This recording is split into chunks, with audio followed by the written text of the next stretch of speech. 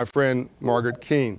Margaret is CEO by position of Synchrony Financial, one of the largest financial service companies in America and by extension in the world. A 18-year career in one post alone, one of two women, I believe, who maybe to this day runs independently traded banks in America, the largest, with over $10 billion of assets. I think it's well above that now. And she, you might think she came from, a silver spoon experience. And yes, she was with GE and all this, but my understanding is that actually Margaret's experience is actually much more humble than that. As in, she started at, and I wanted to tell the story, the very bottom of what I believe was then Citi. And she worked from the very bottom and became head of all of U.S. operations. Talk about American aspiration at scale. When a woman can do this in America, from nothing, and from a family where everybody in her family were police officers, and her father's grand ambition for her was to be in law enforcement. She's in a much beautiful, all the rest of her family went into law enforcement, but she's now in really financial empowerment enforcement for all, and we're honored to have her with us, Margaret Keane. Hi, Margaret. Good morning, how are you? I'm blessed. So did I get this right, Margaret, that you started out in a very, very low position, and I believe it was Citi, way back when? What was that? And that your father wanted everybody to be in law enforcement as he was?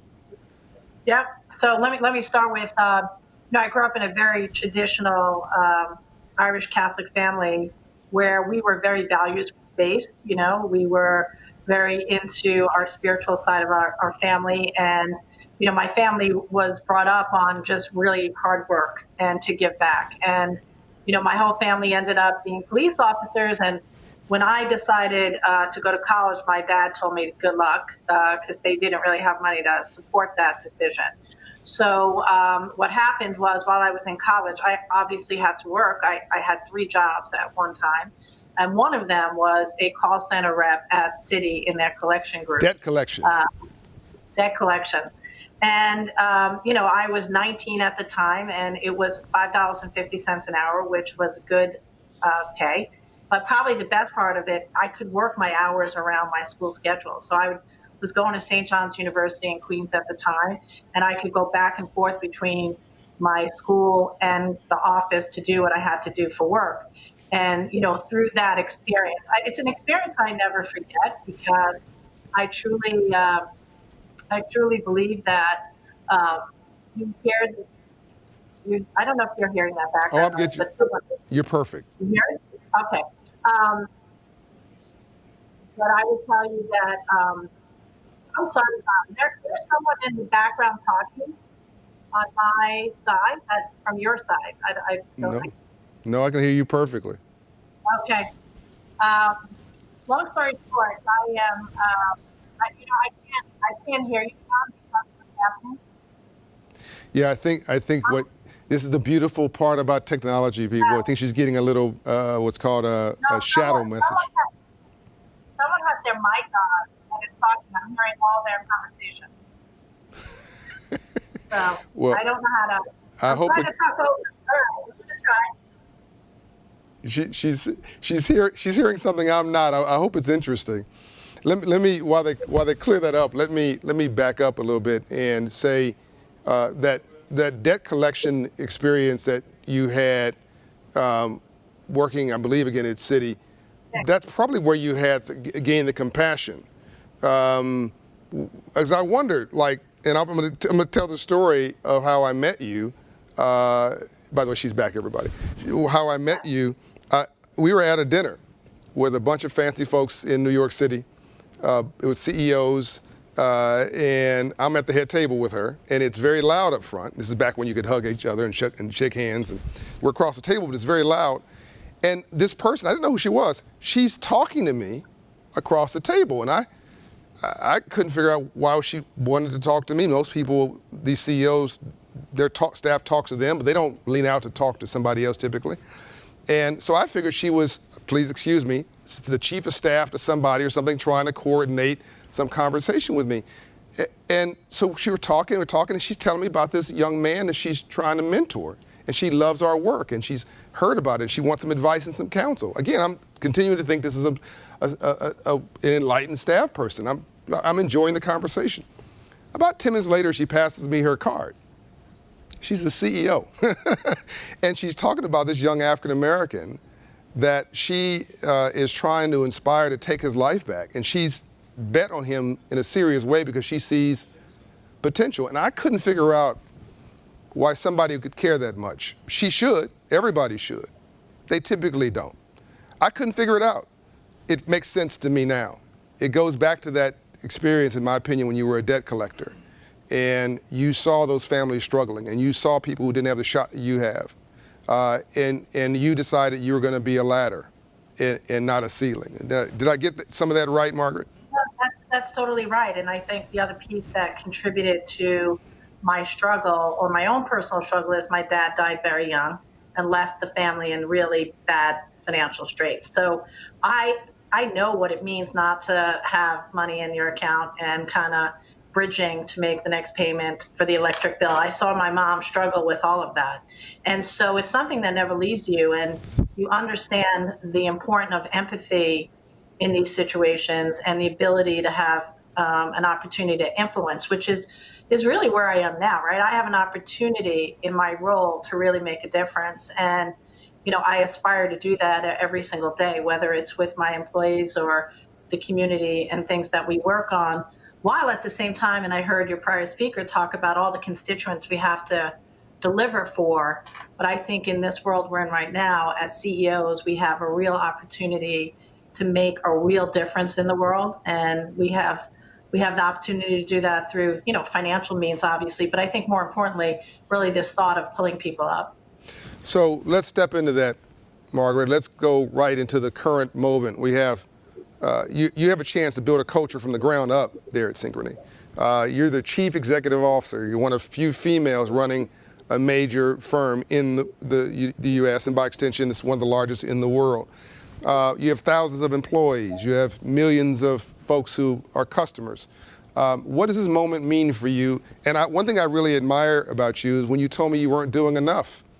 When you told me with all that you're about, you're not doing enough. You're not satisfied.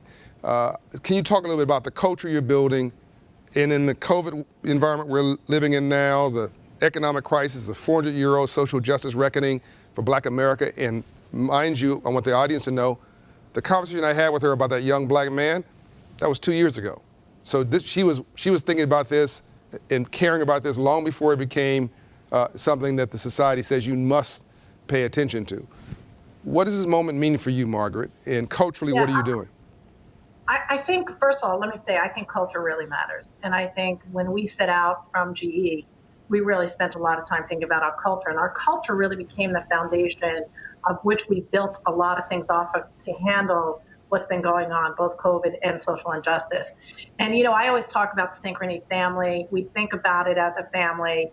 And we always want to make the family successful, right? So that concept and having those values that we built the base on, I think, have always been how we've driven the company.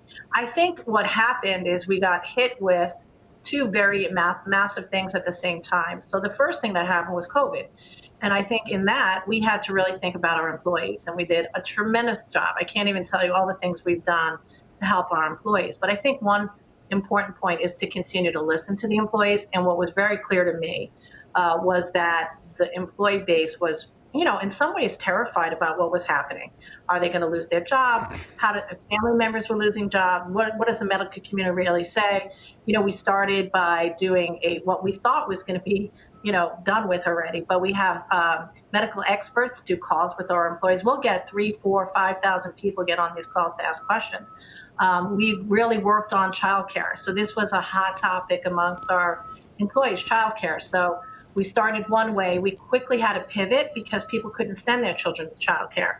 So we came up with this idea of, okay, we'll pay $100 a day to have anyone in the family watch the kids except the we wouldn't pay for the grandparents. We kind of drew the line at the grandparents.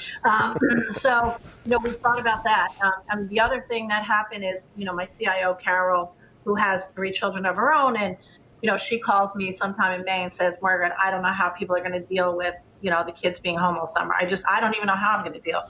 And so we came up with this idea of Synchrony Summer Camp, which was a virtual camp that was actually led by our employees. And this is really interesting, our employees' kids. So we had high school students and college students who, couldn't work, actually participate and be the leader of these sessions. And so we did everything from sign language to, cooking, to arts and crafts, to movies. Was a huge hit. And I think the interesting thing is, because we're a global company, we were able to bring the whole global world together. And so families were participating across the globe in our summer camps. We've now extended that to an after-school program, because one thing I have learned through this, nobody knows how to do math the new way. None of us learned it that way. So one of the big things was help me, tutors. So we're doing the same thing. We're doing some after-school programming, and we're actually offering tutors. In some cases, these are students that are students of our parents in our school, our company are actually doing the tutoring. So, we've been able to bring in, and that's the family connection. I think that's really important. On social justice, I think this was probably the most painful thing for me, honestly. And I think 2 things. I think one was the amount of pain that happened inside our company among our Black associates. I think the entire leadership team has been astounded at the stories and the storytelling. And I think what we did initially was say, look, we're not going to, we need a timeout internally. We need to listen to our employees. We need to learn as an executive leadership team. And we did a series of events. We had external speakers come in. We as a leadership team were reading certain books and certain articles and then discussing them at our leadership team. Our teams were then discussing it with their teams. And we've actually just embarked upon this storytelling initiative where we're going to have our employees who want to, we're not telling everyone, but who want to share their stories. And I think what's really different, and the pivot here is, it's really easy to, say this happened over in Minneapolis, it's not my problem. When you hear from your associates, people you work with every day, who you respect, who you love, tell their personal story, it changes the game. And I think we're at a very pivotal moment as a country where I think we can really make real change. So let's talk about the real change there. On your board, in your senior management team, let's deal with the senior management team. Are you satisfied with the level of diversity and inclusion that you've achieved there? What does it look like? You just mentioned your CIO is female, fantastic, if I heard that right. Are you satisfied? Are you leaning in enough? Where are you at with that? So, I have an okay diverse team. I wouldn't say it's where we want to be. We do have Curtis House, who's one of our most senior African-American leaders, who's direct into the senior leader team. We do have Beto, who's Hispanic. We have women. We have Neeraj, who's Indian. But, I think, honestly, we got a lot of work to do to kind of pull up the organization. And, you said I was doing this before. We actually had a meeting last December as a senior leader before any of this happened. You look at Synchrony, we get awards for everything. This thing, that thing, we're all great. Right. It's really easy to say we're great. Well, we're not great, because when we started really looking at the data and the numbers, particularly around Blacks and Hispanics, we were not making the progress we should have made. And we kind of took a step back, and we've actually laid out a plan, and we're continuing that plan despite all the challenges, our company faces through this pandemic, to really make a difference on pulling people up and placing people in roles that are, people of color. And, we're committed to that. And we've actually, I'm not going to use, we put targets in place for our senior leadership team. I think we win when we put numbers. We know how to hit numbers, right? That's right. And if we don't make this real and hold people accountable, because look, we've been talking about this for a really long time. It's not like we, haven't been talking about this, but this year we said we're going to put targets in place. They're not huge targets. They're not huge, because I want to make sure we're hitting something here. Right. And then next year next year we'll push a little harder. And then next year we push a little broader. To make sure you're hitting something other than yourself. Look, Right, exactly. what I love, and I want to stop here because I don't want people to walk past what you just did. Here's one of the top CEOs in the whole country, again, by extension, the world, who just acknowledged that she's not doing enough. That's not a failure, that's a success. That vulnerability is a strength, transparency is a strength. By her saying that, people can trust her more. They can trust her when she says that she's doing good because she knows that they know that she's not giving them a PR exercise. They can trust her when she says, well, we need to do better because they know that she's leveling with them and that they can trust that she wants to do more. And then they can actually measure her by what she actually publishes because she's been transparent about the process. And she's, as the Bible suggests, your reach should exceed your grasp. And in this way, the conversation between Margaret and me now is similar to the conversation I had with Bill Daley and other CEOs, where there's this increasing transparency that, hey, we're living in a moment, we may or may not be, our operating software may not be 100% where it needs to be yet, but we have every intention, if you're a good leader, of stepping into the moment and meeting it. And for that, Margaret, I can't thank you enough. I want every CEO watching this who gets in their quiet of their own office while you're doing this broadcast to take note of the leadership that Margaret just displayed. It is commendable. You know, John, I think the other thing that we've talked about, and you and I talked about this recently, this has to start at the top. Yep. It cannot be an HR initiative. You know, Michael Matthew, who's our head of diversity and inclusion, I mean, he's phenomenal. It's not Michael's job. Michael can help facilitate what we need to do, but we can't say, oh, Michael, fix this. It has to be done from the CEO down. It has to be owned by the leadership team. You know, you and I talk, Curtis House, who's one of my favorite people. Yep. It's not Curtis's job. Just because Curtis happens to be the black leader on an ELT, we can't keep turning to Curtis to say, Curtis, what do we do? That's right. Like we have to own it. I have to own it, and my team has to own it. And it's great. I have Curtis. I use him a lot to kind of guide me. But, you know, we all have to step up, I think, in all our organizations to make this a reality. One of the senior leaders who's African-American at Walmart told me recently, it was a brilliant quote. He said, we know that we are needed, black people in these companies, black, Latino, women, fill in the blank. We know that we're needed. We don't know we're wanted. And we want to feel wanted. And we want the CEO to be accountable to that. And at Walmart, actually, that is the case. At Synchrony, that is the case. At many companies that I admire, that actually is the case. And you're taking that position right now to not just make people feel that we need you to perform, do your job, but that we want you and we see a value for you. I'll also say one last thing, Margaret. I want to get your opinion on this. I think diversity is a business strength. I think that when you include people, they perform better. That when the public sees you've included people, they want to do business with you because you reflect and respect the markets that you're trying to serve, particularly a company like yours. Do you see any resonance between diversity and inclusion in your business model and your bottom line? Absolutely. I think we have to look like the customers we serve. And guess what? We serve all of the U.S. So for us to think that we have all the answers or I have all the answers, absolutely not. And the more diverse the team is, and by the way, we look at these things. I think this is another important element.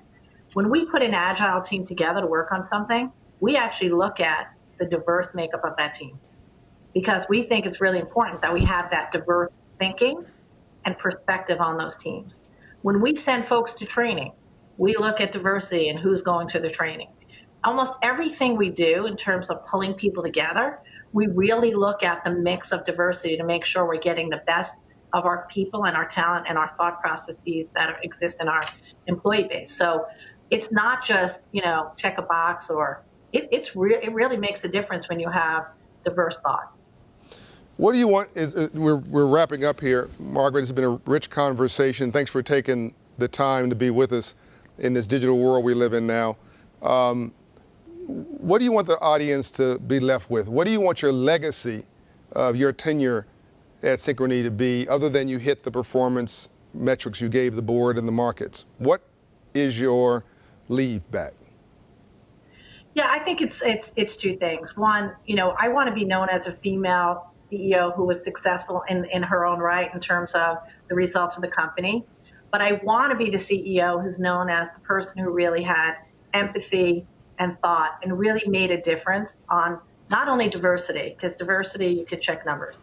This thought of inclusion is really an important point, which I know we're all shifting to. That your point of, I want to know I'm wanted here. And that's true for every diverse group we have in the company.